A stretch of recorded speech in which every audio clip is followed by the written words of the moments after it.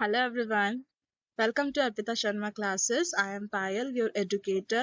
I will explain the most important topics from geography and CRT for prelims perspective. Before we start, a special announcement for all of you. Arpita Sharma classes has started a new channel NCRT Kaksha wherein Arpita Sharma ma'am will be covering all NCRTs from class 6th to 12th for UPSC prelims in a concise and detailed manner in order to take off your burden of finishing NCRTs and building your foundational base for prelims. Link is given below in description box. Subscribe now to the channel now. So our today's topic is solar system, Earth and the solar system. इस type का हमारा solar system दिखता है. Okay,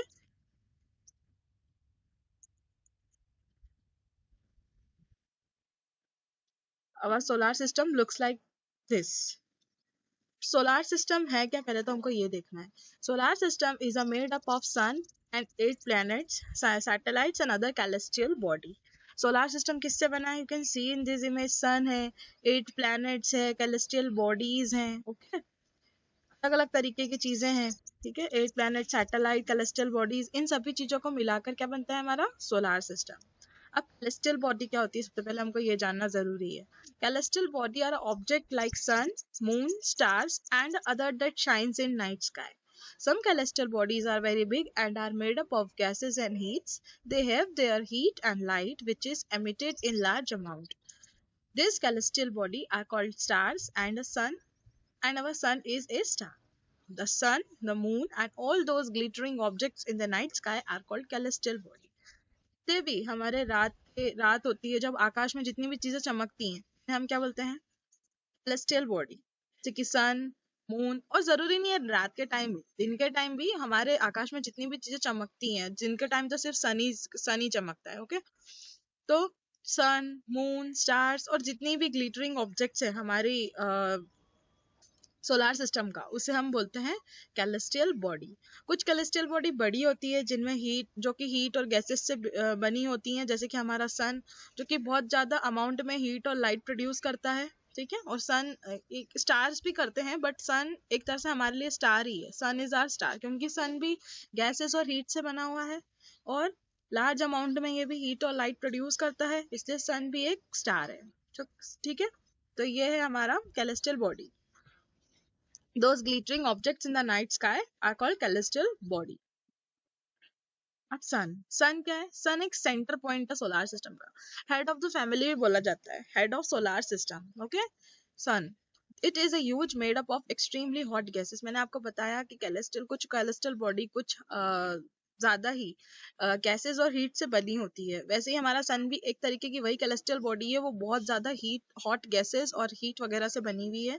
it provides a pulling force that bind the solar system. ठीक है, ये solar system को एक पुलिंग फोर्स प्रोवाइड करता है जिससे पूरा सोलार सिस्टम इसके आसपास रहता है ना. सारे प्लैनेट्स देखे, सन बीच में है, सन एक सेंटर पॉइंट है, गैसेस से बना हुआ है, हॉट गैसेस से बहुत ज्यादा बना हुआ है, और इसी के आसपास हमारे 8 प्लैनेट्स रिवॉल्व करते हैं. ओके, जिसमें से ये रहा हमारा अर्थ. प्लैनेट्स के बारे में देखें तो there are 8 planets in our solar system. In order to distance from the sun, sun के डिस्टेंस के हिसाब से देखें तो first is Mercury, Venus, Earth, Mars, Jupiter, Saturn, Uranus and Neptune. पहले प्लूटो भी था एक प्लैनेट, लेकिन 2009 में उसको प्लैनेट की कैटेगरी से हटा दिया गया क्योंकि जो प्लैनेट की कैटेगरी में रहने के लिए कुछ गाइडलाइंस होती है, उसने वो उसका उल्लंघन किया था, इसलिए उसे प्लैनेट की कैटेगरी से हटा दिया गया. ठीक है, देखिए मर्क्यूरी, मार्स, वीनस, अर्थ, जुपिटर, यूरेनस, नेपट्यून, सैटर्न, ये सारे प्लैनेट्स आपको यहीं पे दिखेंगे, सन के आसपास दिखेंगे. इन प्लैनेट्स को भी दो भागों में बांटा गया है. एक तो होते हैं इनर प्लैनेट्स जिसके अंदर क्या क्या आते हैं? Mercury, Venus, earth and Mars.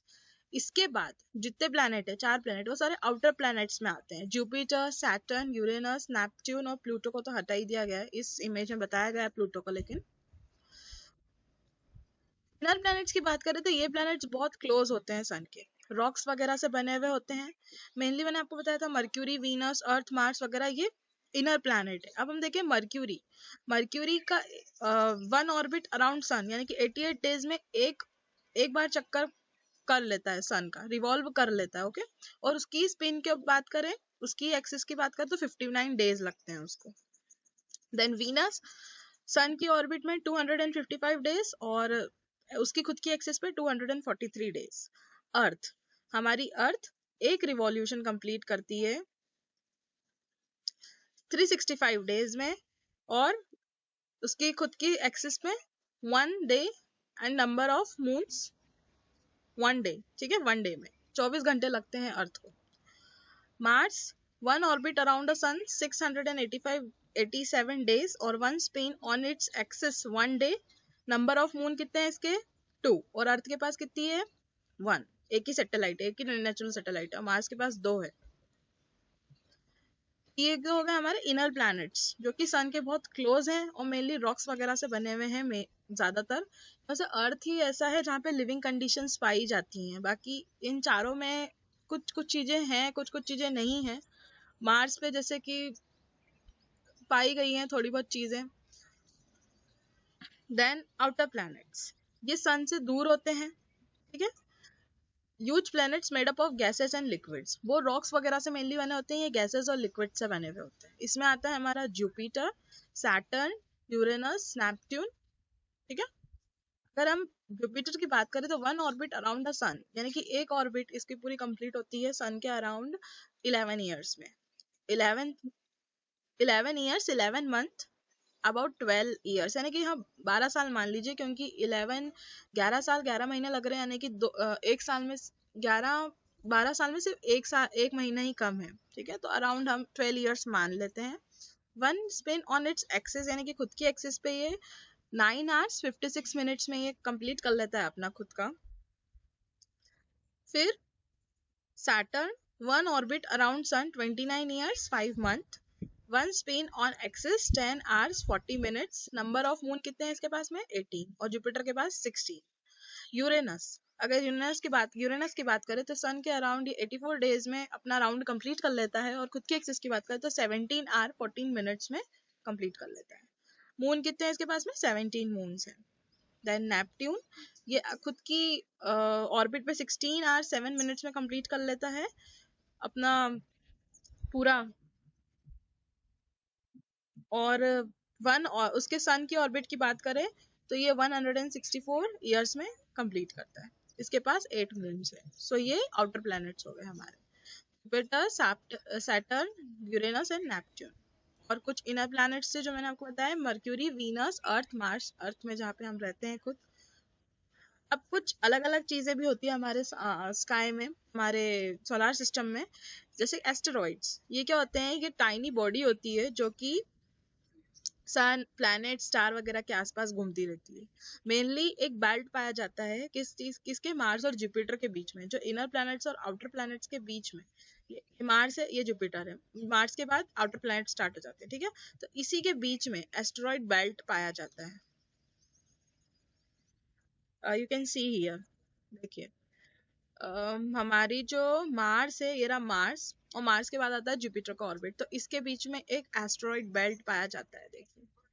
ठीक है, देन मिट्रॉइड्स वो रॉक्स जो कि सन के आसपास घूमते रहते हैं।